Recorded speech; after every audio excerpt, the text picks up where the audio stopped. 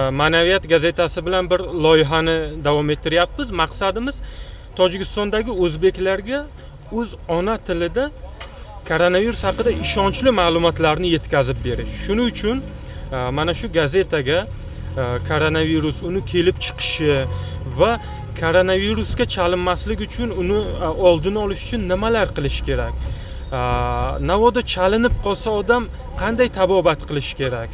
Shular haqida ishonchli ma'lumotlar, yetuk mutaxassislar bilan suhbat, intervyular, tahliliy materiallar mana shularni chop qilib, mana shu gazetani biz odamlarga bepul tarqatib yuribmiz.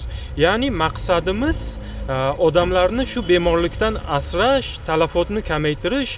Bu loyihamiz mana shu Ma'naviyat gazetasi, So'g'd viloyati o'zbeklar ma'naviyat va ma'rifat markazi birgalikda amalga oshiryapmiz.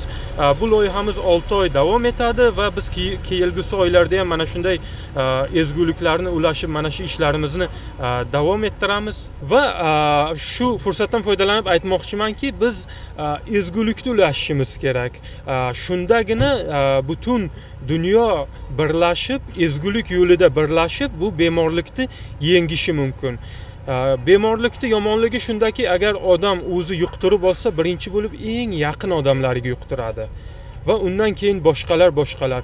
Agar har bir odam avvalo o'zini ehtiyot qilsa, yaqinlarini ehtiyot qilsa, jamiyatni ehtiyot qilsa, biz bu bemorlikni albatta yengib o'tamiz. Ulashaylik, biz buni olasiz. Bunda shu koronavirus haqida ham materiallar bor.